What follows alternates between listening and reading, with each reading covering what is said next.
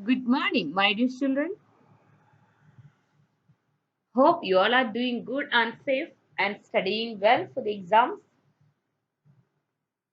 Welcome to a new session in English. Today, you are going to study the second part of the lesson, the Stolen Bacillus. Before going to start today's session, let us recapitulate the first part of the lesson.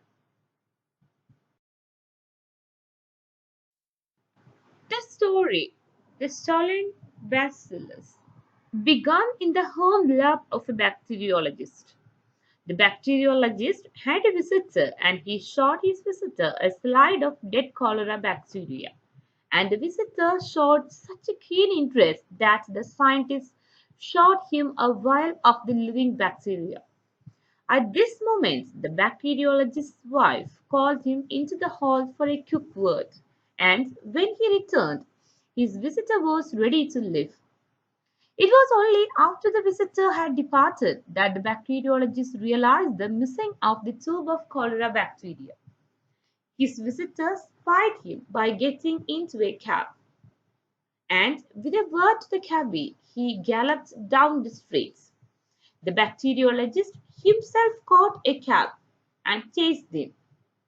Minnie, his wife, thinks her husband has gone mad for leaving without a proper hat, coat, or shoes, caught her own cab to take them to him.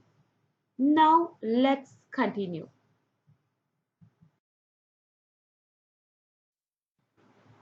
Here you have the textual images of the lesson, the Stolen Bacillus. I request all of you to read it well.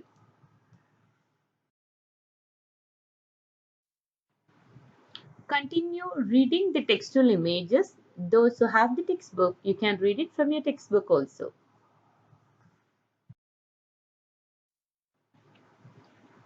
The textual images will be followed by the vocabulary words as well as the summary of the given images.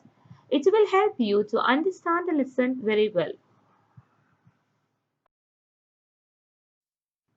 Now, let's see the new words come in this part.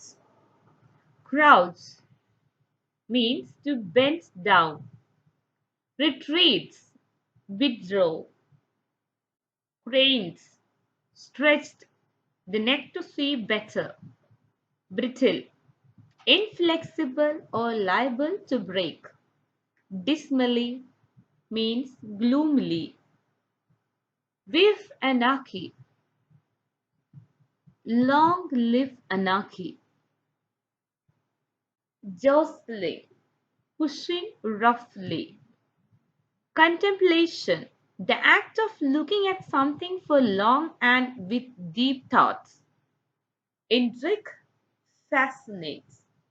Havoc, widespread destruction. Wreaking, causing a large amount of damage or harm. During this stage, we learned that the pale-faced man is in fact an anarchist intent on wreaking havoc throughout London with the Stalin cholera.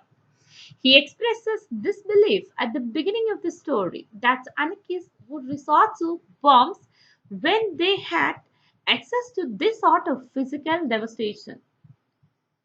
In the midst of a bumpy ride, the man accidentally shatters the vial in his hands and, faced with the failure of his plan, he drinks the few drops left, stops the cab, and climbs out.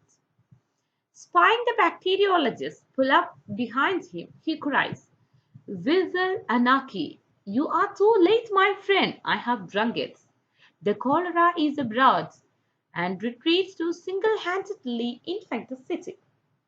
Here, the pale-faced man is in fact the anarchist who intended to damage throughout London with the stolen cholera. In the middle of a bumpy ride, man accidentally shatters the glass bottle in his hands, and he failed with his plan to damage the London city.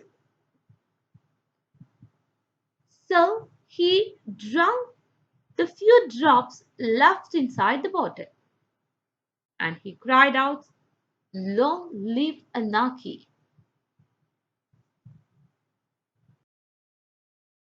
The bacteriologist watches contemplatively as his guts jostles and coughs all over pedestrians, finding the scene more curious than concerning.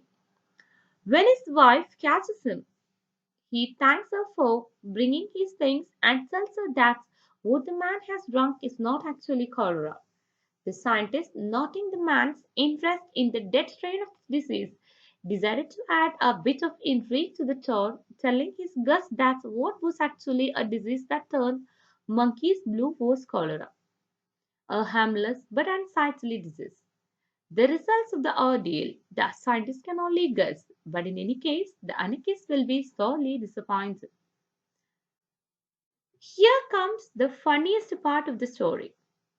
The bacteriologist was watching thoughtfully. His guest found the scene more curious. When his wife caught him, he thanked her for bringing his things to him, and he told her what actually happens. The scientist, who noted the man's keen interest in the dead strain of the disease, decided to make a bit of change in his plots and told his guest that what was actually a disease that turned monkeys blue was cholera. It was harmless but unsightly disease, and the results of the painful plan the scientists can only guess. But in any case, the anarchists will be completely disappointed.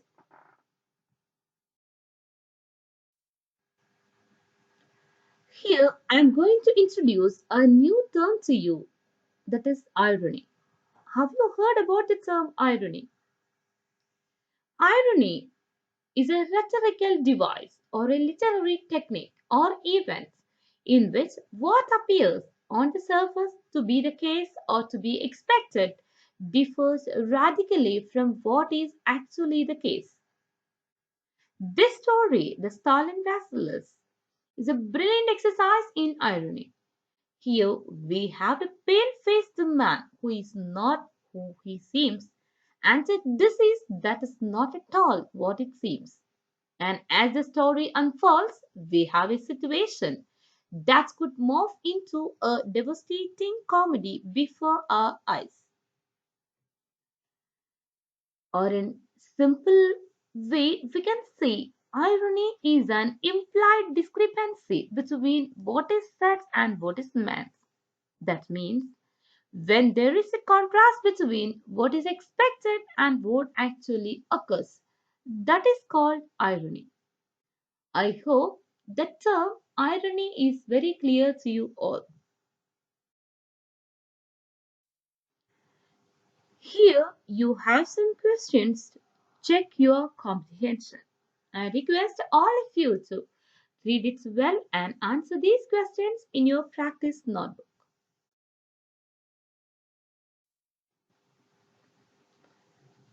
You will receive the notes of this lesson along with the session, and I request all of you to copy the notes. Thank you, my dear children. Wishing you all a wonderful day ahead. Thank you.